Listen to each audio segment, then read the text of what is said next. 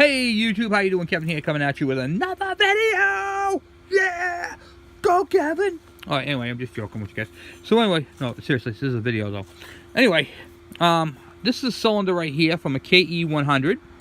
It's a sleeve, and the KE100 does not have sleeves. This is an aftermarket piece, but they put it in wrong and ruined the piston. They didn't bore it out properly, so I cut the cylinder off it and kept it for the the cylinder to show you guys. So I did a video last week or so about 4-stroke and 2-strokes and how they compare and everything else, and I tried showing you guys the ports. It didn't come out proper, and now I'm going to show it to you guys again so you guys know. Alright, so the stroke on the engine, not the stroke on the engine, from the top to the bottom of the stroke is 51.8 millimeters. Okay, that's your stroke. So when the piston comes all the way down, this is the exhaust side, by the way, marked exhaust. The top of the crown will be at that line, 51.8 millimeters down. Okay, and that's how much right there. You can see right there, about basically about that much on my finger is in there. That's all filled in with air and fuel at a ratio of 14.7 to 1. Okay. You can see, I tried showing you before on the ports, but now you can actually see the ports and the exhaust are opened at the same time. This is what I was referring to you guys before on the power loss. But anyway, we're not going to talk about that at the moment. So we got the exhaust.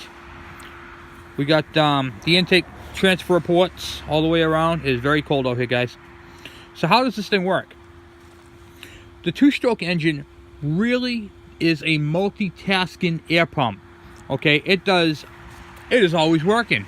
Like on a 4-stroke, it has like 3 strokes before nothing really happens, and then pow. Okay, 2-stroke is always working. That's what gives them so much power, and they're so, just torquey. Okay, because 2 things are happening at the same time.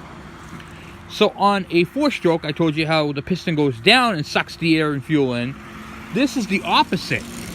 When the piston travels up the stroke, okay, when it moves upward, it's doing at the bottom is it's sucking in an air and fuel charge from the carburetor. So the rotary valve is opened up. It's now sucking air and fuel by the bottom of the piston. At the same time it's sucking air and fuel down here, it's compressing air and fuel up in here. So it's compression at the same time it's intaking. The spark plug ignites, boom, driving the piston down. Now all that fuel at the bottom here, the air and fuel charge that just sucked in, is now being pushed in around the crankshaft, pushing it back up. It's now being squeezed and being pressured up these transfer ports and into the cylinder. Okay, now the cylinder just exploded, so it's on its way down. Okay, watch this. Let me show you this. The transfer ports are all closed except for the exhaust. Now the exhaust is coming out, okay, until it hits bottom, top, dead center. Boom.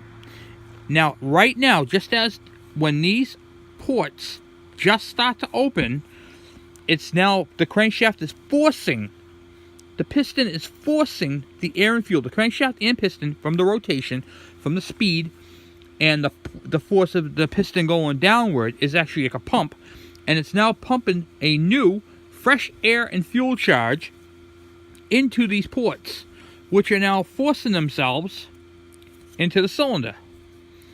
The power loss is because as it's forcing, with all that pressure, it is now forcing the new air and fuel charge in there, just as the exhaust is still open. So what's happening is some of your air and fuel is literally going out your tailpipe. That's why an expansion chamber is needed, is to kind of bump it back and hold back that unburnt fuel. It goes in like a wave, like a shock wave. Boop, pops it back in there, holds it, and then it just makes it past the port and then pops, compresses it. Okay, so that's where an expansion chamber is needed. Okay, so that's basically how it works. You have your intake at the bottom as it's compressing on the top. Fires, knocks down. That's the power stroke. It comes, you know, as it ignites, power stroke, and then forces a new charge right up into the cylinder. I also wanted to show you guys this. On the front of the piston, you have your arrow that always faces your exhaust side. Of course, this is twisting in there because I'm playing with it. Okay, and when you see STD, that is not a venereal disease. No, get that out of your head. That means it's a standard piston. If it was bored out, it might say 0.010 or 0.020 or whatever size it's bored out to. That would be, the standard would be gone, and then the size of the piston would be there. Okay, and then of course your arrow faces your exhaust. So whenever you put a new piston in, make sure, and you look at the, oh, this just got an arrow, goes towards your exhaust. Okay, and the stroke on these is the 51.8, and your bore's about 49 millimeters, 49 point something millimeters. I don't know what it is, but anyway, that's how it works. And you can see when it's all the way down bottom, the exhaust is open and your intake. So the intake is under pressure, okay, from the crankshaft and the piston moving down. It just pushed all that fuel and air up your intake ports. So the intake has more pressure than the exhaust. The exhaust already exploded and pushed itself out the tailpipe, because at the top here, when that first ring closes, okay, that shuts off your intake. But look, your exhaust is still open. So you're really getting, and compression doesn't start to right about there in the chamber. So you're really looking at maybe about 1 inch times whatever for compression. You follow what I'm saying? Because it can't compress right here because the pressure is going out your tailpipe. So it doesn't stop, and it doesn't start until the top of that, the bottom of the top ring closes right there. It's sealed the cylinder. Now compression starts. So there's really not much volume for compression. I bored mine out 20 over, which means, what does that mean? That means I made this diameter right here bigger, so I can put a bigger piston in. My stroke is the same, so I'm still going to have the same depth. That's where the compression is going to start on my motor as well, but it's going to be bigger so it can handle a little bit more volume of air and fuel. Follow me? So that's basically what that is. What is porting a cylinder? What is porting a cylinder? See these holes? Porting them makes them bigger, okay? And there's a timing thing involved with that, so you really got to read up on your motor. Like this one here is angled up because the pressure is it's shooting into your cylinder, and on the exhaust it's the opposite. It's kind of tapered. Well, on your jug, I'll show you on that.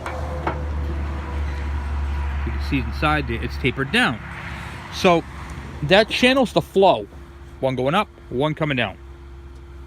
And that's pretty much all there is to it. It's a real simple engine, but it fires on every second stroke, and it gives you a lot more power because it's already started its next lineup. So after the engine's already done a power stroke, okay, it already has a fresh charge in there. So it's going to fire again in one stroke. You see what I'm saying? The next stroke around, it's going to come around and boom. It's going to fire again, boom, fire again, boom, because it's multitasking. It's doing 2 strokes at the same time. Okay, it's doing intake and compression, fire exhaust, as it's pushing the fuel and air into the cylinder for the new charge. So this engine's really, really incredible. It has a lot of bad emissions because, reason why it's got bad emissions and they stop using them is because the intake and exhaust ports are opened at the same time. So what happens? You get an unburnt fuel out your tailpipe. And that's it. Boom. That's it for that. That's how that all goes. So, pretty interesting. But I figured I'd show you guys on an actual cylinder, because trying to explain to you when you're looking down the barrel of a jug, you can't really see what I'm trying to talk to you guys about. At least this way you can. So you got these are your transfer ports on the side and in the back of the cylinder, and then your exhaust on the front, and that's it. It's basically an air pump. This thing goes back and forth all the way down to there. What gives you your stroke? Your crankshaft and connecting rod. Okay, so if you had this all the way at the bottom and you took a measure, you made a center line here, and then you spun it all the way up like this, so it's at top dead center, the distance between the two center holes is going to be 51.8, and that gave you your stroke. Pretty neat, huh? It's a big solid mass flywheel. It's got some weight to it, I'll tell you that. And, I mean, it's in excellent condition. You can see all of them there. As you can see, the bearings. It's slit like that because the two-stroke oil has to lubricate it. And there's no transfer hole, so it's a splash effect. That's why it's got all these, like, see how it's grooved in? That's so oil can get in there relatively easy. There's thrust washers on the side. What is a thrust washer? That's a bearing for the sidewall. Okay, you get your regular bearings inside here. These are the bearings for the sidewall called a thrust washer. And that's pretty much it. So, I am freezing my petunias off. But I wanted to show you guys this. So now you know what you're looking at when you're working on your exhaust. This is why I'm building my transfer port. I can't talk today. I'm just so cold. The expansion chamber for the bike, which is hopefully going to be done either tomorrow or the next day. But you can see how it's done like that. You know, it's all the way up at the top.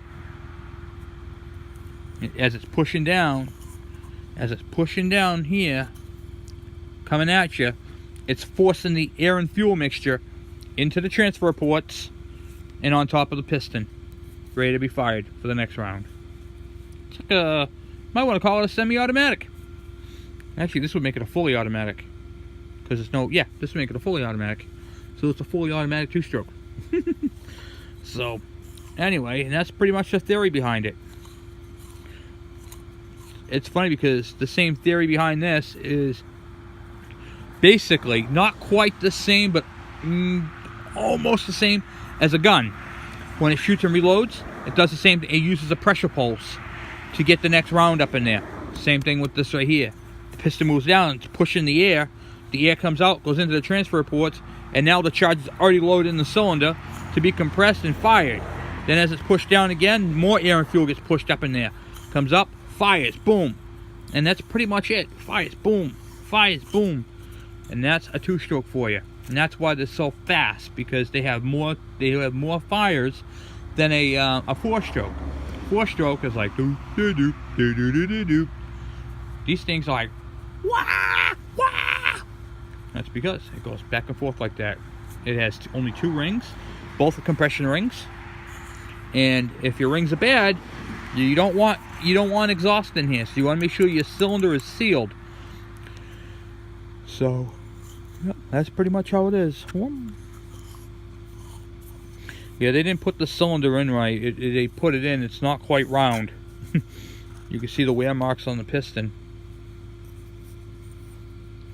because they didn't do it right. So I'm like, you know what? I'm going to take that apart and show my YouTubers what a cylinder sleeve looks like, and the best way to describe and show you the ports. Like I said, I took my scribe and marked them, and at 51.8 millimeters, so the top of the piston's all the way down, 51.8, and you can see how all the ports are opened at the same time. Hello. So, but because the piston traveled down, it's forcing the air and fuel in, and some of it gets lost in the exhaust, like I said before. So you need that exhaust. You need a good exhaust system to counteract that, so it bump some of that unburnt fuel back in here, and get to burn.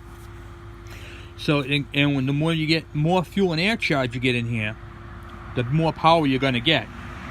So keep that in mind. So anyway, guys, that's all I have for you guys for today. I figured I'd just show you that. And remember, the arrow towards the exhaust when you're doing these top ends. And don't be stingy with the oil. Lubricate this thing. Lubricate the hell out of it. You need to lubricate these. So anyway, thank you guys for watching. Please subscribe. If you have any questions or comments, by all means send them my way. You guys have a great Veterans Day. Thank you to all of our veterans out there. The flags are flying, guys. We have a president that really cares about us all, and you guys most especially. So thank you guys for your service. I really, really appreciate that. And for all of you who were, just enjoying this day, if you see a veteran, stop and shake his hand. Thank him for his service. And that's all I have for today. Thank you, guys. God bless. Please subscribe.